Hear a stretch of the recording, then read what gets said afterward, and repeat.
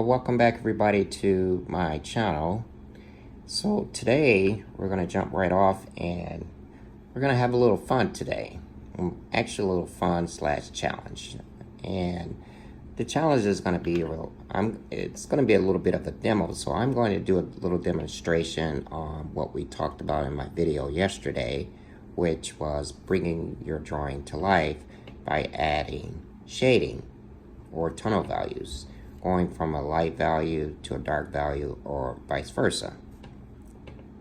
So I'm going to do a demo and then challenge you to give it a try in your own spare time and see how it comes out. Send me a message in the comment section below and post a link there or post some photos there and let me see exactly how your demonstration or your exercise turned out with shading. Okay, so I've got some tips here for you. The first tip I'm going to share with you all in this is get yourself your clean sheet of paper and make sure that it's free of any type of debris, right? Grit or dirt or anything like that. Because when you start shading, if you have any of that kind of debris on your paper, those will create kind of like speckles into your shading. So take a nice brush and just brush off your paper. My second tip for you guys is before you start shading with your pencil, and I've got a 2B pencil. Let's see if we can get a focus in there. Yeah, I've got a 2B pencil. Is you want to take a blank sheet of paper. Get yourself a blank sheet of paper, okay?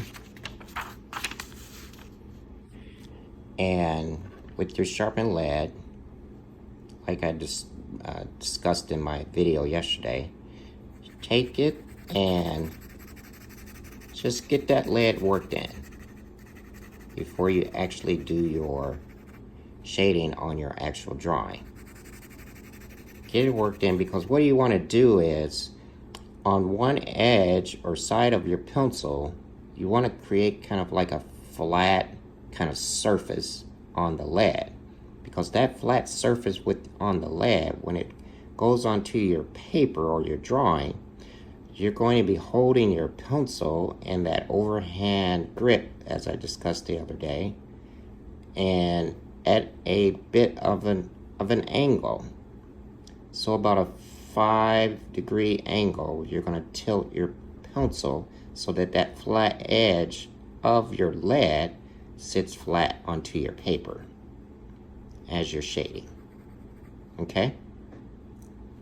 So that's tip number 2.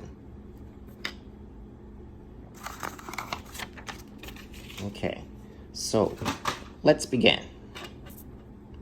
So now I've got my 2B pencil and I'm going to be shading in a continuous flow, and I'm not going to stop until I actually finish this full revolution here. So now keep in mind, now as I'm doing this shade or shading, I'm going to be doing a kind of back and forth motion because I want darker areas and mid-tone areas and lighter areas as I continue on, across the side of the paper. So here I go. So I've got my lead here. It's a bit flat already, and you can see that my pencil is held at about a 5-degree angle, and I'm just going to go kind of like an up and down motion and listen to the sound. Now, I'm going to start off dark here, okay? So I'm shading dark, and I'm going to get a little bit faster here as I go across the paper, okay? So you can see it getting dark, and I'm just kind of going up and down, up and down.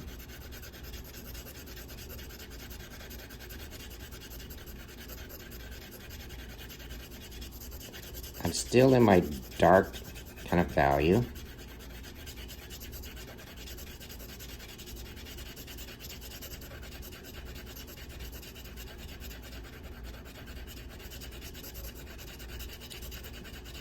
So I'm going to start to get towards my kind of lighter mid-tone values.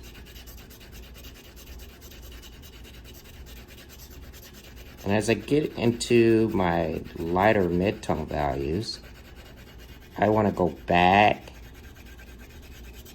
and kind of darken in my darker value.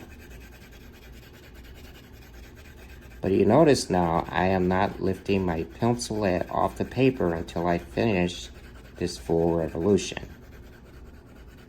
Okay? So a little bit of mid-tone value again. And now I'm going to get a bit lighter.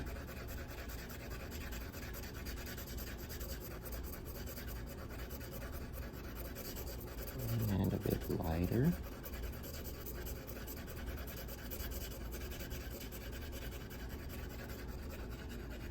And I can go back.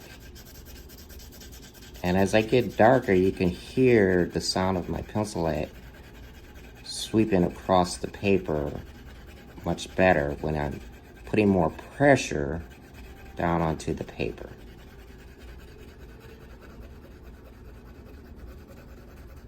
And it gets a little bit less, you can hear it less as I get lighter and lighter.